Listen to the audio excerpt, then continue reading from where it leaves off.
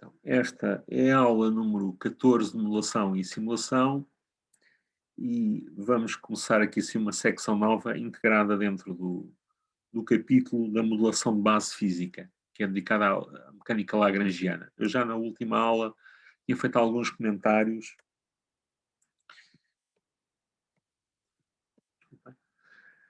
e basicamente a ideia é, em vez de contabilizarmos forças, vamos ter uma abordagem baseada no conceito de energia.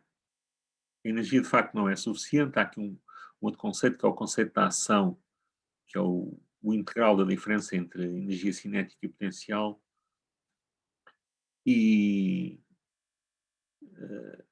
a utilização deste conceito e de uma coisa que é o princípio de Hamilton, já vamos ver o que é, permite modelar sistemas com grande simplicidade, desde que se conheçam as expressões da energia. Mas em particular quando nós temos sistemas com uma geometria que não se enquadra bem na geometria descrita por coordenadas ortogonais, esta abordagem tem grandes vantagens. Pronto, eu outro dia tinha também referido acho que não tinha falado sobre a bibliografia.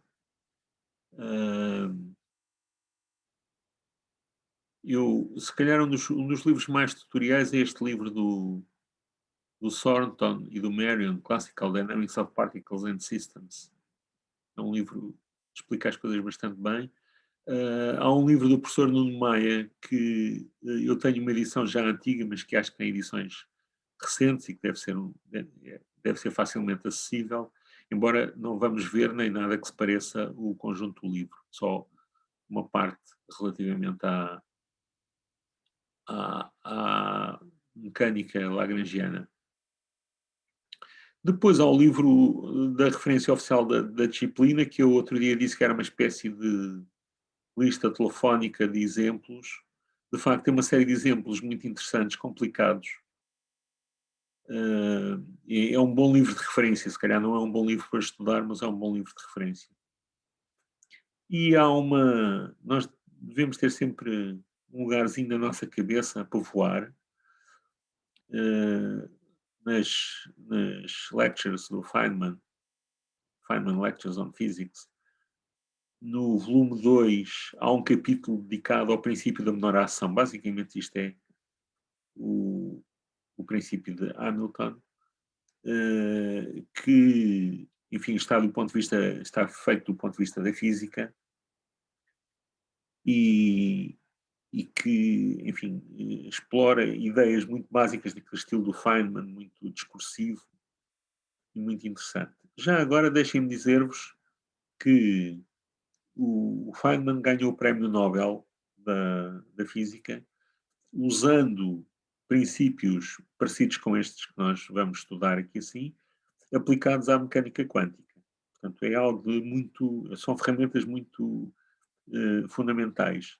Embora o que ele diz, ele tinha um velho professor que um dia no final ele disse: eu reparei que tu não estás muito interessado por isto, então eu vou-te ensinar uma coisa nova.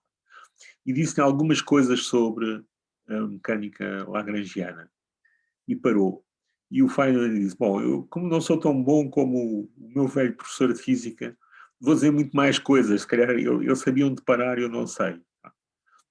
E eu também, como não sou tão bom como o Feynman, vou dizer mais coisas ainda, mais technicalities. Mas pronto, são essas technicalities que nos permitem resolver depois problemas de modulação e engenharia. Bom, então, porquê que é preciso uma nova abordagem à modulação? Não basta contabilizar as forças. Não é?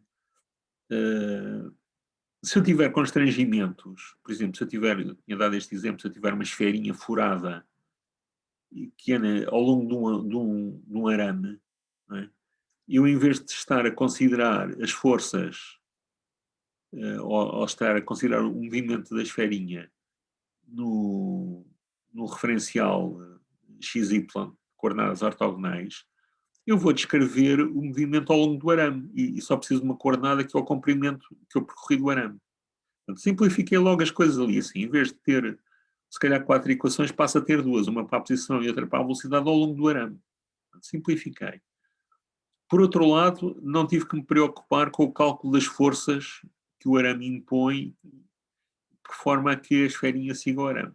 Bem, portanto, isso pode ser feito com grande facilidade com esta abordagem de Euler-Lagrange. Bom, então, esta abordagem está baseada no seguinte. Suponham que atira uma pedra e que a pedra vai da A a B. Né? A pedra, há muitos trajetos possíveis. No entanto, só há um que fisicamente é o que se verifica e que está aqui representado por este traço mais grosso. Não é? Então, o que é que caracteriza este trajeto? É óbvio que se nós podemos calculá-lo escrevendo as equações do Newton para o movimento da pedra. Mas podemos caracterizá-lo de uma outra maneira, que é assim. É o chamado princípio de Hamilton, que eu vou ler. Todos os possíveis caminhos que a partícula pode seguir num dado intervalo de tempo, o que efetivamente se observa é o que minimiza o integral ao longo do tempo da diferença entre a energia cinética e potencial. Bem? O Hamilton era uma pessoa muito particular, muito criativo, numa certa fase da vida, deixou o seu nome ligado a várias coisas, em particular ao princípio de Hamilton, pelo qual ele é justamente famoso, mas também a outras coisas, por exemplo, aos quaterniões, que é uma generalização dos números complexos a 3 dimensões, ou a dimensões múltiplas, para além das 2 dimensões. Os números complexos descrevem pontos num plano, os quaterniões descrevem pontos em dimensões de ordem superior, e que, por exemplo, é uma técnica que pode ser usada para descrever sistemas robóticos ou sistemas com múltiplos graus de liberdade. No fim da vida teve um fim um bocado... Ele perdeu a criatividade, então diz que passava a vida encerrado no seu quarto, com pilhas de papéis que foram inúteis, misturados com pratos de comida que ele não ia comendo, mas ia acumulando, e que era tudo uma confusão louca. Há um aspecto humano interessante também sobre a vida dele. O Hamilton teve a um passo de descobrir a mecânica quântica, tá bem? Mas isso é uma outra história. Bom, então, de acordo com o princípio de Hamilton, eu tenho esta quantidade, que é o integral entre os dois instantes de tempo em que o meu fenómeno se observa, da diferença entre a energia cinética e a potencial. Não é? Agora vamos introduzir aqui um conceito matemático, que é o conceito funcional. Não é? O que é um funcional? É uma função de funções, reparem.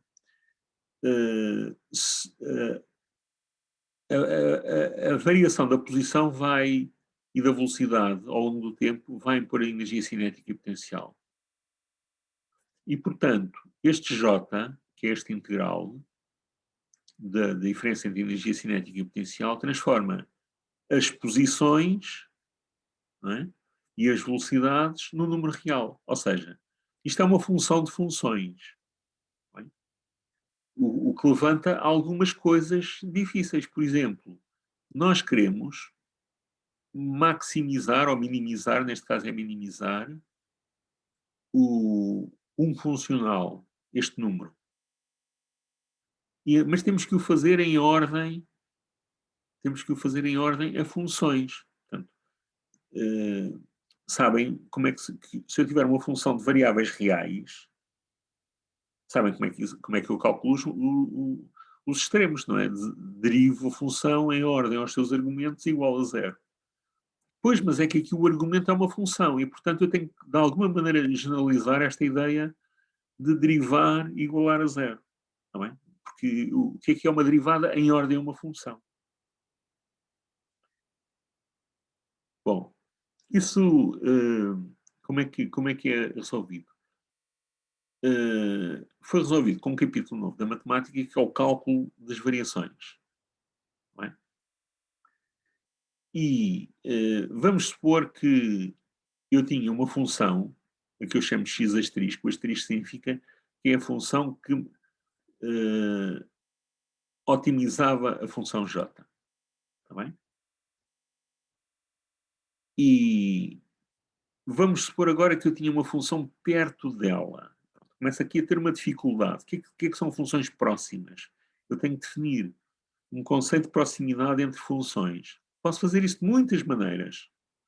Pode ser, por exemplo, o máximo. As funções estão definidas num intervalo de tempo entre t1 e t2. E eu posso pensar no máximo da diferença ponto a ponto.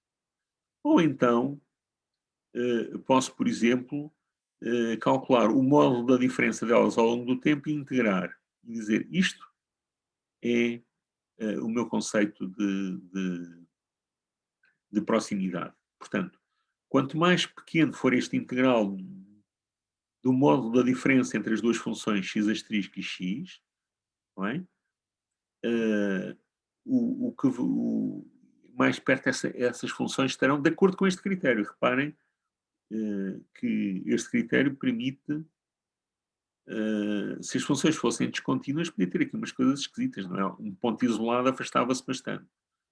Se eu tiver funções contínuas, isto vai corresponder à nossa noção de proximidade. Os gráficos vão ser parecidos. O gráfico do x vai ser parecido com o gráfico do x asterisco. Bem? Então, o que nós vamos fazer a seguir, que não está aqui neste slide explicado, é nós vamos, portanto, o conceito, a ferramenta, nós sabemos que quando queremos calcular o máximo de uma função real de variáveis reais, aquelas funções que estudaram nos dois primeiros anos do curso no técnico, derivam igual a zero. Portanto, igualam a condição, é uma condição necessária para um mínimo interior, quer dizer, para se o mínimo ocorrer sem ser em T1 ou em T2, é a condição necessária que a derivada se anule. Pronto. Então, nós vamos ver que é possível definir uma quantidade que eu chamo a variação de primeira ordem, ΔJ, e se eu igualar o ΔJ a zero, então isto é uma condição necessária de mínimo. De facto, é uma condição necessária de extremo, pode ser mínimo, máximo, ou até um ponto de inflexão. Está bem? Portanto, temos que perceber como é que vamos definir este ΔJ. Bom, vamos olhar um bocadinho aqui assim para o nosso problema. Introduzir alguma nomenclatura. Portanto, eu vou definir a função lagrangiana como a diferença entre a energia cinética e a energia potencial. Energia cinética T, energia potencial U. Bem?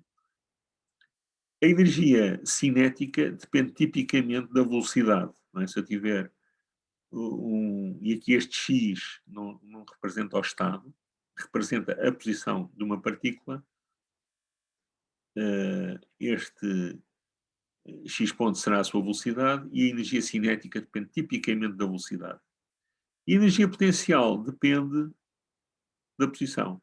Está bem? Portanto, a minha função lagrangiana vai depender da velocidade e da posição. Em geral, eu vou ter uma função que depende de x e de x ponto. Está bem? E eu vou querer minimizar integrais do L, x e x ponto, entre T1 e T2. Bom, na aula passada, quando eu fiz aquela breve introdução, alguém me disse, então, mas porquê que, de onde é que vem esta definição de Lagrangiano? Eu disse que a grande razão é porque isto nos vai levar a resultados corretos. Há razões mais profundas, não é, que estão aqui indicadas, mas essa de facto é a grande razão. Agora, deixem-me chamar-vos também a atenção sobre um aspecto da nomenclatura que às vezes faz confusão, mesmo a pessoas que são séniores nisto. Que é, a palavra lagrangiana tem 3 significados na matemática e na física, que são completamente diferentes. Pode ser, aqui do meio, a função integranda do integral do custo do princípio de Hamilton. portanto, a diferença entre a energia cinética e potencial, que é o que a gente vai considerar agora aqui. No controle ótimo, é uma função integranda no integral define o custo que nós queremos otimizar. E, finalmente, aqui este último ponto, a Lagrangiana aparece na otimização quando eu tenho restrições. Não sei se já tiveram alguma cadeira de otimização. Já tiveram alguma cadeira de otimização? Nunca tiveram, não é? Porque essa cadeira é só dada no segundo ciclo. Já ouviram falar em multiplicadores de Lagrange? Se calhar não. Mas tenho a ideia... Sim, diz? Em cálculo 2, penso eu. Em cálculo 2, possivelmente devem ter ouvido falar um bocadinho, não é? Portanto, se eu quiser minimizar uma função sujeita a restrições, então eu amplifico a minha função com um termo, somo, e esse termo é o multiplicador de Lagrange, que é um coeficiente, vezes uma outra função que depende da restrição, ou que traduz a restrição. E essa função ampliada, que agora depende do x em ordem ao qual nós vamos otimizar e aos multiplicadores de Lagrange, chama-se a Lagrangiana. Está bem? Portanto, tenham a consciência de que nos livros, dependendo do contexto, a palavra Lagrangiana pode querer dizer estas três coisas que estão aqui assim. Está bem? Nós vamos usá-la no sentido que está aqui no meio, não é? Que é a função integranda no integral de custo do princípio de Hamilton, ou seja, é a diferença entre energia cinética e potencial. É nesse sentido que a vamos usar. Bom, e nós finalmente, e acho que já sabem isto, porque, ou pelo menos já ouviram falar nisto na cadeira de Física, a Lagrangiana satisfaz as equações chamadas de Euler-Lagrange. Portanto, se o x for um vetor e o xi forem as suas componentes de posição e xi ponto de velocidade, então a Lagrangiana, a diferença entre a energia cinética e potencial, satisfaz esta equação às derivadas parciais que está aqui. Está bem? Portanto, se eu escrever esta equação para x1, x2 e x3, eu vou ter as equações que descrevem o movimento do x. As equações diferenciais que descrevem o movimento do x. Portanto, qual é a técnica tipicamente? Eu tenho que saber como é que a energia cinética e a energia potencial se exprimem em função da posição e da velocidade. Depois pego na equação de Euler-Lagrange, pego lá essas expressões e ficam equações diferenciais ordinárias em x. Reparem que esta é uma equação que não é às derivadas ordinárias, é às derivadas parciais. Isto significam derivadas parciais. Mas daqui eu vou tirar um conjunto de equações às derivadas ordinárias que me descrevem o movimento do sistema. E depois, a partir do qual é muito fácil eu escrever um modelo de estado, porque vão ser equações na posição e na velocidade. Não é? Portanto, se eu tiver depois uma equação para que relaciona a posição com a velocidade, que é por isso simplesmente a velocidade igual à derivada da posição, eu fico com o modelo de estado. Vamos ver um exemplo muito, muito simples. Vamos supor que eu tenho uma massa que está suspensa por uma mola. Não é? E eu agora deixo isto ficar em equilíbrio para anular o efeito da gravidade. Portanto, estou a supor que deixei a mola esticar até que a gravidade ficou... A mola exerce uma força que compensa a gravidade e agora a partir daí assim ponho lá um referencial e vou estudar o movimento disto. Bem? E então a energia cinética é o meio da massa vezes a velocidade ao quadrado e a energia potencial da mola é o meio da constante da mola vezes x ao quadrado. Como é que eu posso ver isto? Bom, esse tipo de coisas não está fora do âmbito deste curso, mas é fácil de ver, não é? Porque se eu pensar na força da mola, a força da mola é proporcional a x, não é? E se eu for comprimindo a mola, estou a fazer uma variação em x e estou a ter uma força que é proporcional a x. E essa força está a fazer trabalho, que é a energia que é acumulada na mola. e, portanto, a energia é basicamente a área debaixo da curva de posição. E como ela varia linearmente, a força, desculpem, a energia é a área debaixo da curva da força. E como a força varia linearmente com x, aparece aqui este x quadrado, que é a área de um triângulo. Eu tenho uma força que varia linearmente com x, é que define um triângulo, e agora veja a área do triângulo. Está bem? É daí que vem isso. De resto, esta expressão devem ter deduzido nas cadeiras básicas de física. Bom, o que interessa é que eu tenho a energia cinética, tenho a energia potencial. E agora vou escrever a equação da Lagrange. Neste caso só tenho só tenho um x. Não é? Eu podia ter mais massas a mexerem-se independentemente umas das outras. Precisava de escrever a equação de Lagrange para cada uma das componentes, reparem. Isto aplica-se a cada uma das componentes separadamente. Bom, veja a derivada parcial do L em ordem a x. Este termo aqui não depende explicitamente do x. Reparem que isto é uma derivada parcial, portanto eu vejo as derivadas quando o x aparece. Não é? E aqui vai-me aparecer a derivada do 1 meio de kx quadrado, vai ser 2 vezes 1 meio, que é 1, kx, com aquele sinal menos. Não é? O dl de x ponto é a mesma coisa, o segundo termo não depende do x ponto, e calcula a derivada em ordem ao x ponto do primeiro termo, dá m vezes x ponto, não é? Porque aqui ficava 2x ponto vezes 1 meio, que dá mx ponto. Okay? Se eu agora calcular a derivada total, esta agora aqui é a derivada total do dl, da derivada parcial em ordem a x ponto, é a derivada total do mx ponto, que é o mx dois pontos. E agora ponho tudo aqui em cima, portanto, este termo, este segundo termo, que é menos mx dois pontos. Este termo dl dx é menos kx, portanto ficava com menos kx menos mx dois pontos igual a zero, ou seja, mx dois pontos mais kx igual a zero. E isto era algo que eu conseguia fazer com aqueles argumentos de contabilizar as forças com o Newton. Não é? Alguma pergunta? Pronto, aquilo que eu queria... Aí no dl dx não devia ser mais kx? Aqui, aonde? dl dx... Não, porque desculpa, o dl dx, o L é isto, não é? O dl é isto. Portanto, este primeiro termo é zero e agora estás a derivar menos 1 meio de kx quadrado. Em ordem a x. Portanto, é o menos meio vezes 2 kx. Não há dúvida nenhuma. Tá? Aqui as contas são mesmo diretas. Hein? Não há aqui nada de...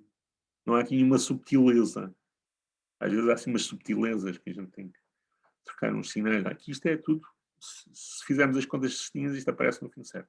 Mais alguma pergunta? Pronto, eu hoje, na próxima aula, eu vou ver exemplos mais sofisticados. Eu hoje queria demonstrar-vos a equação da Lagrange. Está bem? No que resta da aula. Não sei se vamos ocupar a aula toda, se não ocuparmos a aula toda, depois paramos, porque isto vai ser denso. Este raciocínio, eu acho que vale a pena a gente vê-lo uma vez na vida, porque tem implicações, é típico de coisas que se fazem, por exemplo, no controller. Bom.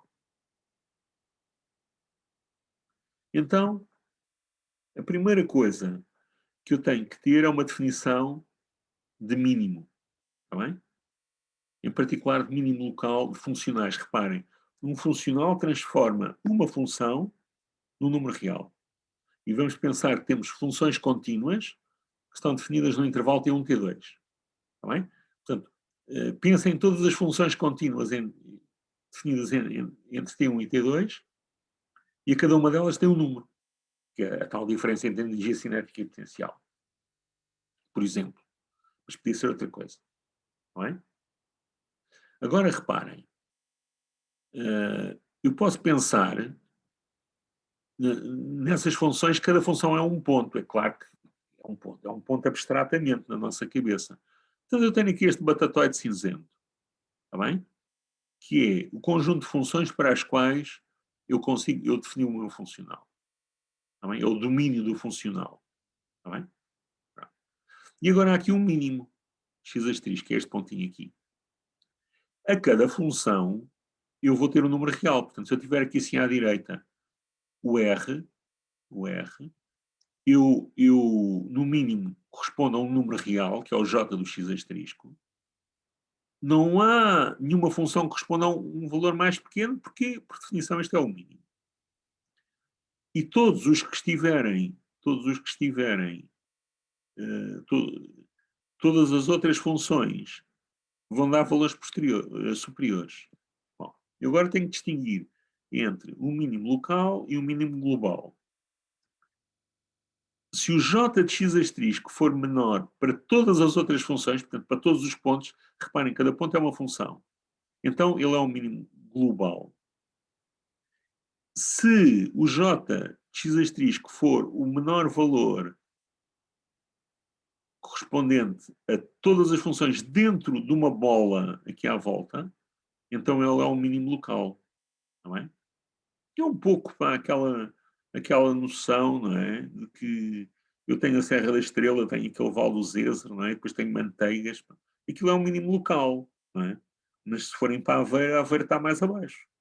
Pronto. Isto aqui é a mesma coisa. Eu posso ter zonas, só que agora aqui as zonas pá, são funções. As zonas são pontos de funções em que, para funções perto umas das outras, repare, o conceito de perto é este conceito que está aqui, é o integral do módulo da diferença menor que epsilon, está bem? Para as funções que verificam esta condição, se o x' for um mínimo local, eu vou ter um funcional acima. Está bem? Esta é a definição. Pronto, então agora vamos tentar dar uma condição para se ter um mínimo local, desde que esse mínimo seja um ponto interior, quer dizer, o que é um ponto interior? Nós temos o domínio, eu agora podia ter considerado um ponto, por exemplo, aqui onde tenho a minha mão, suponham que o mínimo ocorria aqui, está bem? Então, ele estava perto de funções dentro do domínio e fora do domínio. Por muito pequeno que fosse o epsilon, chama-se um ponto de fronteira. As condições que eu vou dar não são válidas para os pontos de fronteira. Estes pontos de fronteira aparecem, por exemplo, quando eu começo a impor restrições do tipo hard. Tá bem? Vamos, por exemplo, que uma determinada função tem que estar num determinado intervalo. Vamos supor que as nossas funções estão o nosso mínimo ocorre dentro do domínio do conjunto de funções. E para essas, vamos dar agora uma condição de extremo.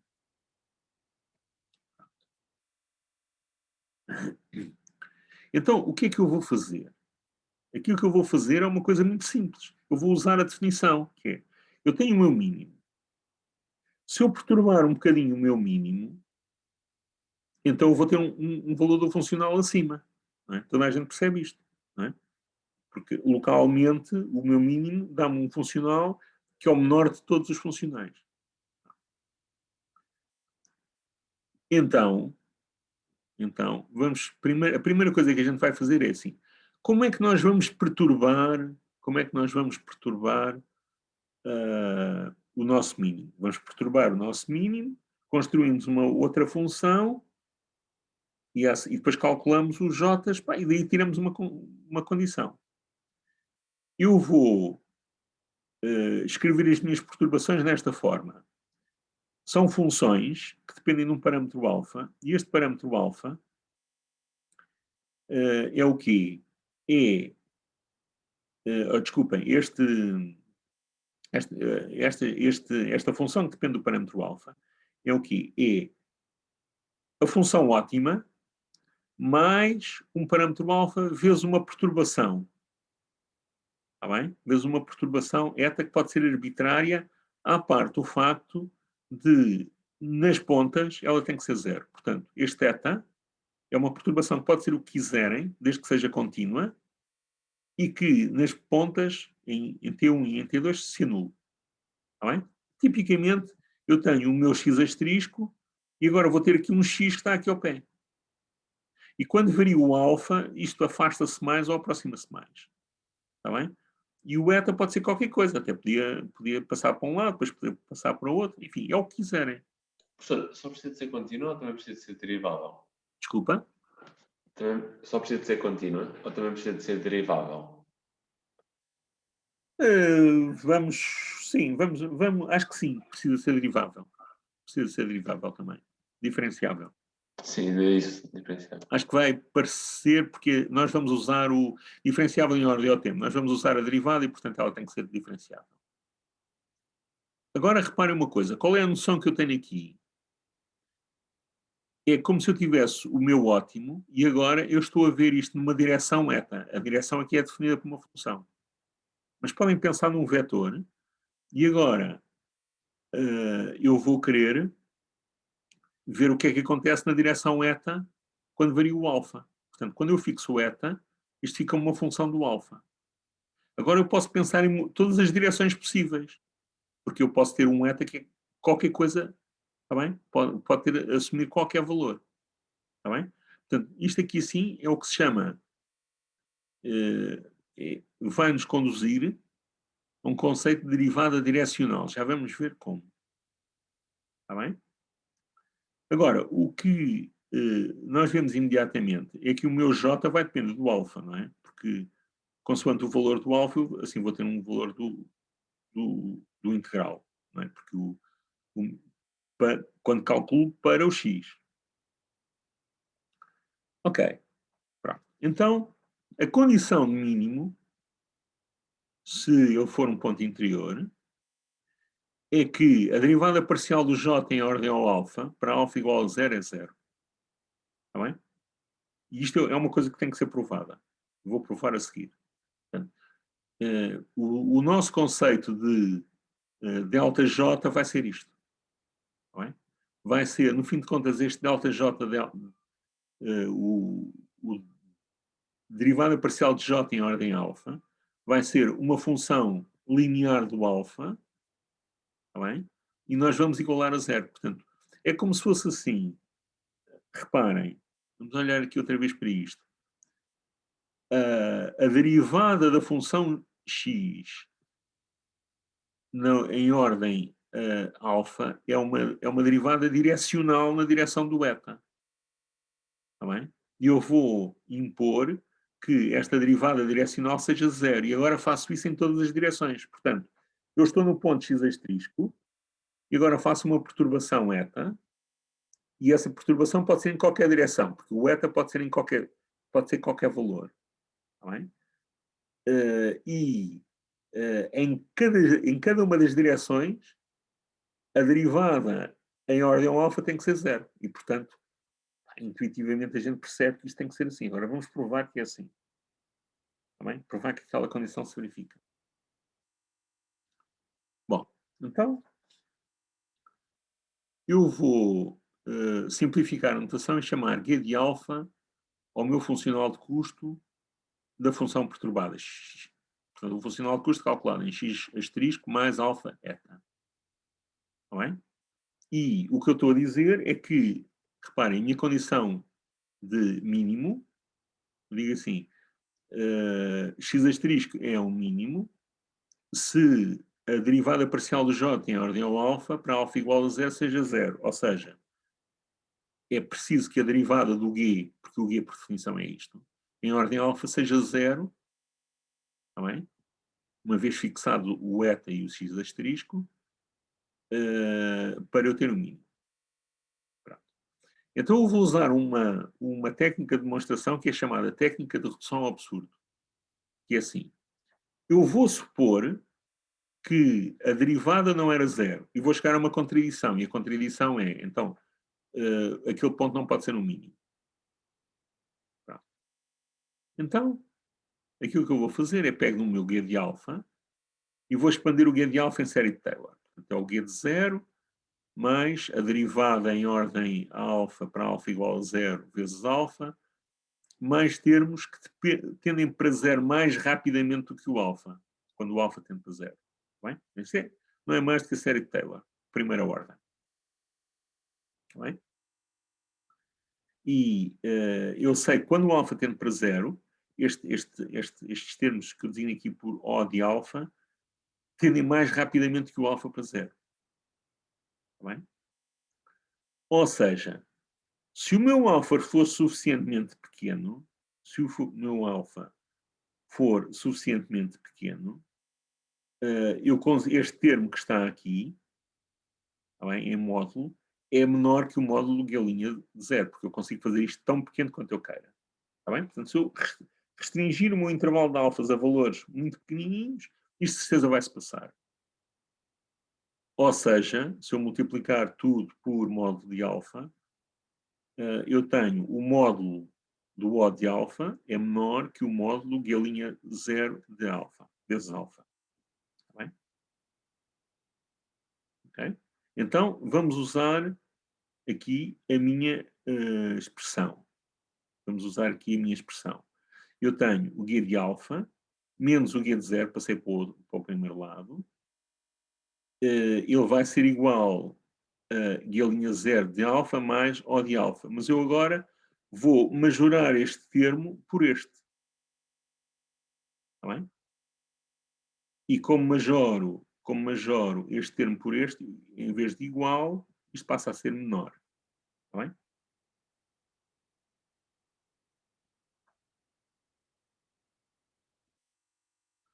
Pronto. E eu agora vou escolher o alfa. O alfa pode tomar valores positivos ou valores negativos. E agora vou escolher ou o intervalo de valores positivos ou o intervalo de valores negativos. Vou restringir o alfa ao semi-intervalo em que os seus valores têm um sinal negativo do G' 0. Está bem? Que é para isto ficar menos o módulo do que está aqui. Mas nesse intervalo, isto ficou menos o módulo do que está aqui, logo, isto é igual em módulo a isto, como tem o sinal menos, isto anula-se, ficou zero. Portanto, eu chego à conclusão que o G de alfa menos o G de 0 é menor que 0. Ou seja, o G de alfa seria menor que o G de 0.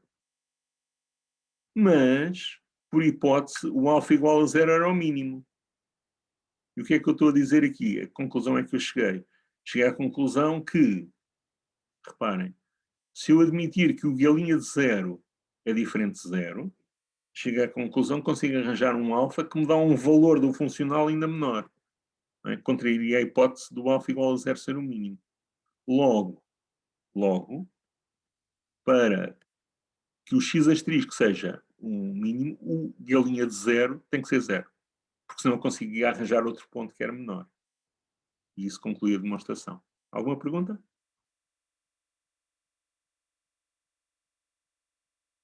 E esta demonstração agora serve para quê? Saber que a derivada... Ok. Isso é um bom ponto, não é? Eu encontrei a resposta, mas esqueci-me qual era a pergunta. Mas tens toda a razão em pô-la. Eu, por acaso, ia dizer isso, não é? O que é que nós mostramos? Mostramos que se eu calcular esta quantidade, dj de alfa, portanto, faço uma perturbação, e depois calculo dj de alfa, e faço dj de alfa para alfa igual a 0 e tenho os mínimos. Portanto, isto é a condição de mínimo. Está bem? Isto é uma condição de mínimo. Portanto, como é que eu provo que uma certa função x asterisco é o mínimo? Eu como é que eu quero provar que x asterisco é o mínimo? Construo esta perturbação. Está bem?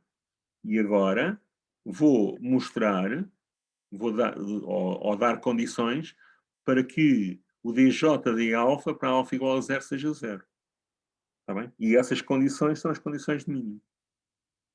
Daqui vai sair a equação da Lagrange. Ok? Está percebido ou não? Portanto, isto é aquela condição que substitui, isto é a condição que substitui, no caso dos problemas de otimização de dimensão finita, vocês têm uma condição que é derivada igual a zero. Aqui, nestes problemas com funções, tem uma outra condição que é esta. E esta condição é o quê? Ao longo de todas as possíveis derivadas direcionais, ou seja, ao longo de todas as possíveis direções delta, a derivada direcional tem que ser zero. Está bem? E esta é a condição. Agora vamos usar esta condição.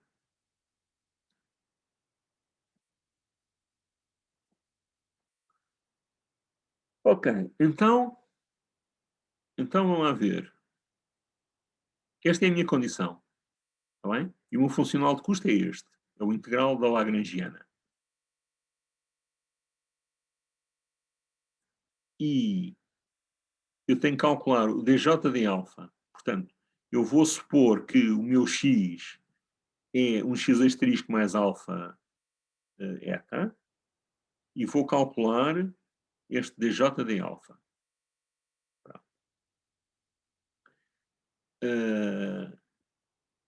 Primeira coisa, eu tenho que calcular a derivada parcial em ordem alfa do meu j.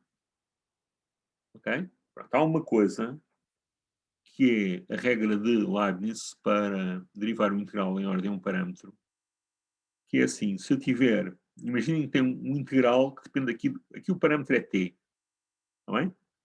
Mas eu estou a integrar em z e tenho o meu parâmetro em t. E esse parâmetro afeta-me, em geral, na fórmula em geral, pode-me afetar os extremos do intervalo de integração e a função integranda.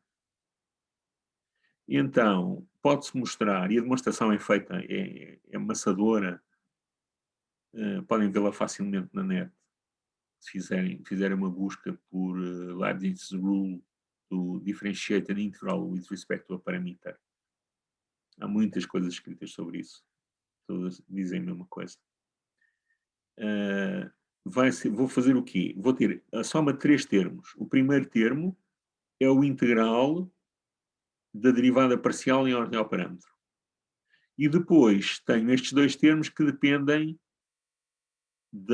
das condições fronteiras do integral, não é? Dos limites do integral. No nosso caso, reparem, o x depende de alfa, e o x ponto também depende de alfa, mas os limites de integração é o T1 e o T2, não dependem de alfa. Portanto, estes dois termos não aparecem, porque o T1 e o T2, que seriam o B e o A, aliás, o T2 era o B e o A era o T1, não dependem do alfa, que seria o meu parâmetro, que aqui é T, e então aquilo que acontece é que estas derivadas são nulas e estes termos não estão cá. Ou seja, pura e simplesmente, quando eu quero calcular a derivada deste integral em ordem ao meu parâmetro alfa, eu pura e simplesmente vou trocar a ordem da derivada com o integral. Está bem? Portanto, quando eu faço esta troca aqui nesta linha, dizer que a derivada em ordem alfa do integral é o integral da derivada em ordem alfa. Isto não é magia negra, mas é justificado pela regra de Leibniz. E agora vou usar a regra a regra de derivação, não é? Portanto, o alfa depende de x e de x ponto. Portanto, eu vou derivar o L em ordem x e depois derivo o x em ordem alfa e multiplico, regra de cadeia das derivadas, mais a derivada do L em ordem x ponto vezes a derivada do x ponto em ordem alfa. Está bem?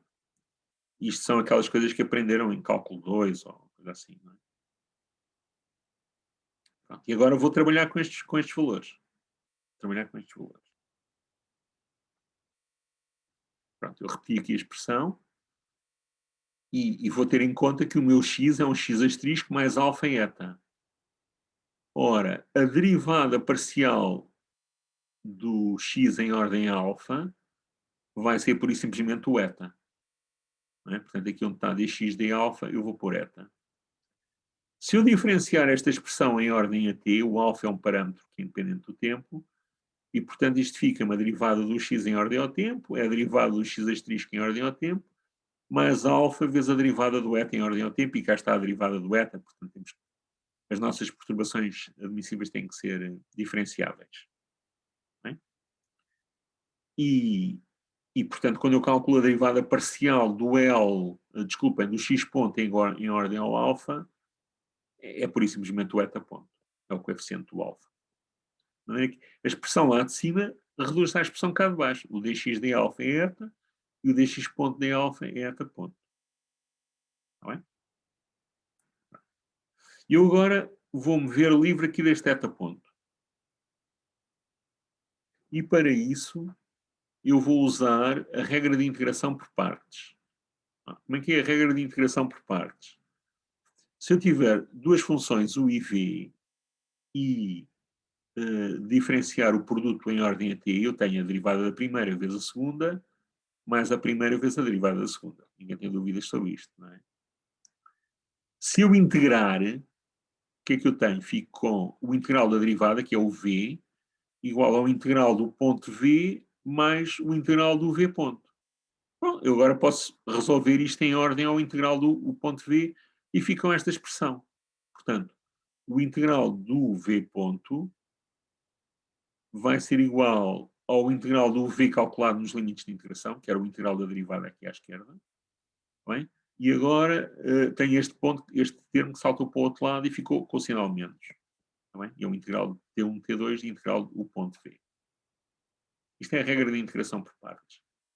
Agora vamos usar esta regra de integração por partes aplicada aqui a este termo. Está bem? Temos aqui a soma de dois termos, vamos considerar aqui o termo em eta ponto, e o nosso objetivo é vermos os livros do eta ponto. Então como é que é? Eu reescrevi aqui o termo, isto é só o segundo termo, o integral do dl dx ponto eta ponto, é este segundo termo aqui. Isto é o quê? Vai ser o v, pronto, o meu u vai ser o dl dx ponto e o meu v vai ser eta. Não é? Entre T1 e T2. Menos o integral entre T1 e T2 do ponto, que é a derivada em ordem a t do dl dx ponto, vezes o v, que é o eta. E isto aqui é zero. Porquê é que isto é zero?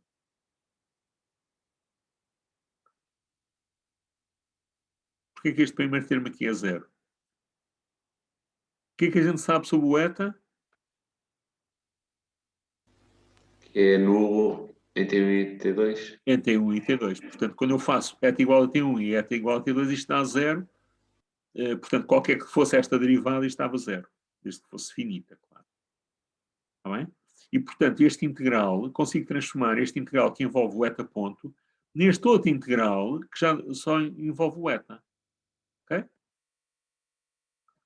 E, portanto, eu tenho ali aquela minha expressão, substituo este segundo termo usando esta expressão que está aqui e fica com isto que está aqui. Está bem? Pronto. Então, o que é que eu tenho aqui? Tenho dj de alfa igual ao integral entre T1 e T2 do termo que está em parênteses retos vezes zeta vezes dt. Pronto. E agora, o que é que eu quero dizer? Onde é que eu quero dar condições para que o dj de alfa seja zero? Condições equivalentes, porque reparem, a condição de ótimo é dj de alfa igual a zero. Não é? Foi aquilo que nós provámos há bocado por redução ao absurdo. E eu quero dar condições. E condições é que se acabam daqui. Vejam lá, explorem lá agora a vossa intuição. O eta é uma coisa qualquer. E querem que isto é zero. A condição de ótimo é que isto é igual a zero. Então,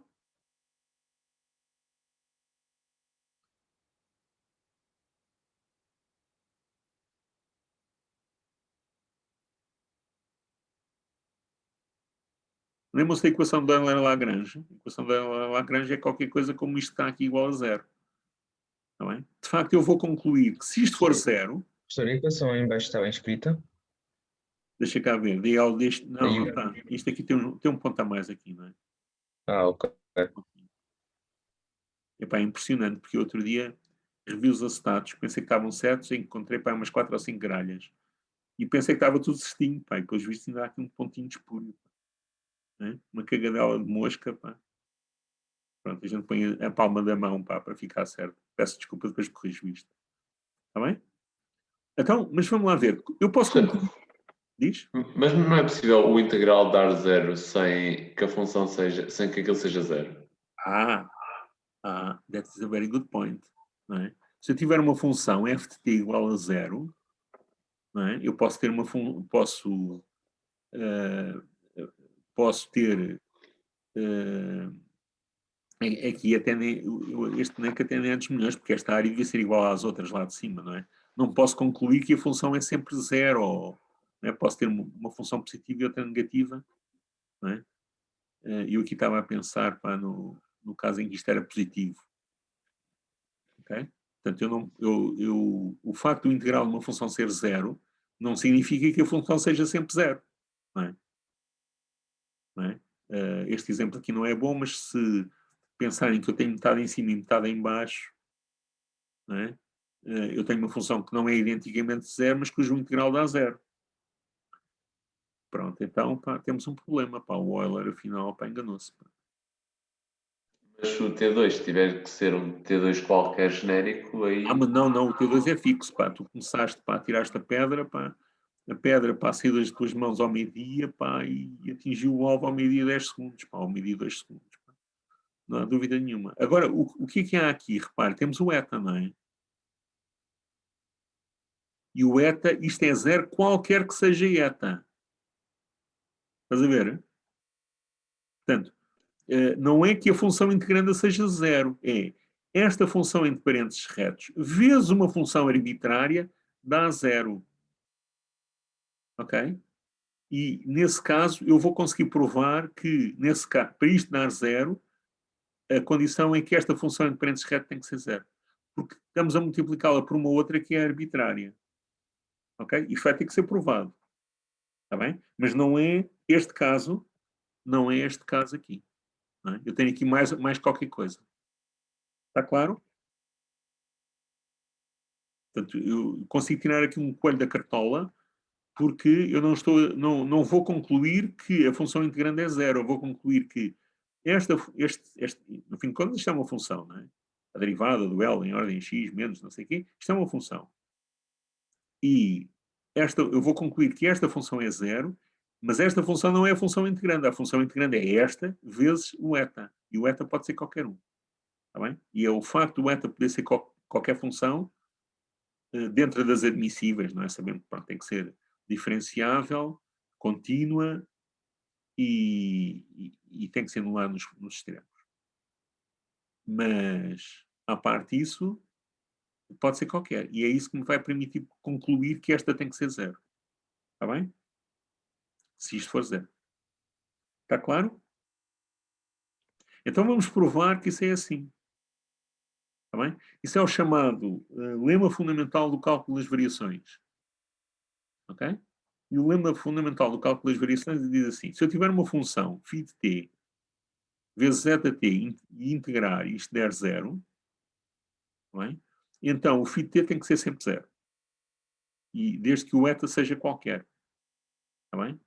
Portanto, qualquer eta que verifique as condições de fronteira. Pronto. Vamos lá provar isto. A demonstração também é por redução ao absurdo. Portanto, eu quero provar que o φ é sempre zero. Eu vou supor que o φ há um instante para o qual o φ não é zero, e vou chegar a uma contradição. E a contradição é que o integral, se isso acontecesse, o integral não era zero.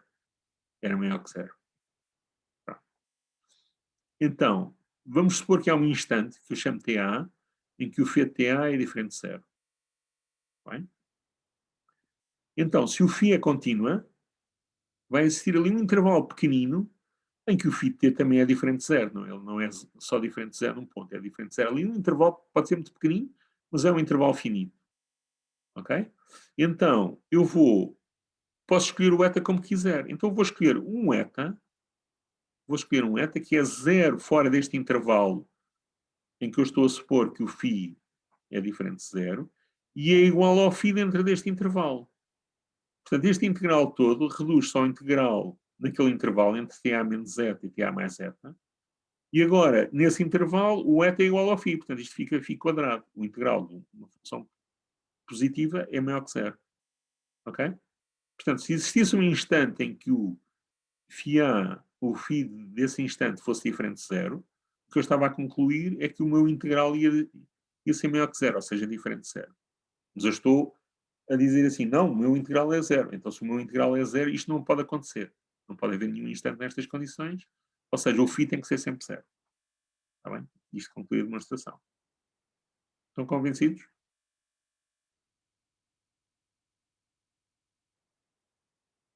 Ok, então aqui eu vou aplicar o mesmo raciocínio, não é? O meu φ é o que está aqui entre parênteses retos, vezes uma função que pode ser qualquer, que verifica aquelas condições de fronteira, e que é contínua, mas mesmo que não fosse, o φ até pode ser qualquer. E então eu concluo que isto é zero, mas isto é a equação de Euler-Lagrange, à parte aquele pontinho que eu pus ali a mais. Perguntas? Este tipo de demonstração é um raciocínio que se faz em várias coisas, envolve aqui o lema do cálculo fundamental do cálculo de variações, e é válido mesmo quando eu não tenho apenas, reparem que eu fiz as contas para um L genérico, não tem que ser necessariamente a diferença entre energia cinética e potencial. E eu agora posso ter problemas destes em que, por exemplo, estou à procura da curva mais comprida ou da curva que corresponde à energia menor, não é? Por exemplo, tenho uma corda suspensa entre dois pontos. Qual é a forma da corda que minimiza a energia sujeita às restrições de nas pontas ela tem um determinado valor, não é? Eu ia acabar em problemas parecidos com estes. Os problemas de controle ótimo também alguns problemas pelo menos, podem usar este tipo de raciocínio para serem resolvidos, embora depois há condições muito mais simples, não é? Pronto, portanto, o que é que nós vimos hoje? Aquilo que nós vimos hoje foi, e espero que tenham essa noção, eu abri-vos uma portinha para técnicas de solução de problemas de otimização de funções, de funcionais, quer dizer, em que o espaço do argumento não é, por simplesmente, o Rn, mas é um espaço de funções. E isso é uma coisa muito importante, que com impacto em processamento de sinal, em robótica, controle, muitas coisas.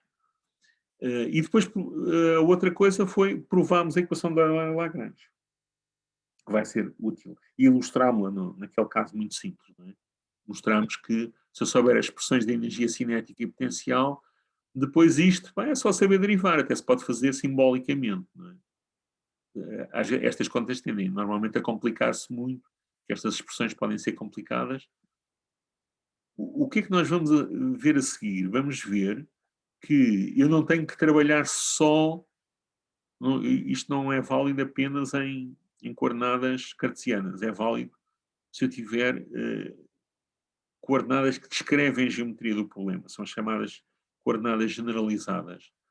E aí tem uma utilidade louca. Está bem? Portanto, se eu souber as expressões das energias cinética e potencial, até à situação, há livros que trazem tabelas, não é? Depois posso facilmente escrever a Lagrangiana e a partir daí assim uso o Symbolic Toolbox do MATLAB, calculo as derivadas, dá-me um resultado. Está bem? Ou então faço à mão, se for um problema mais pequenino. Perguntas?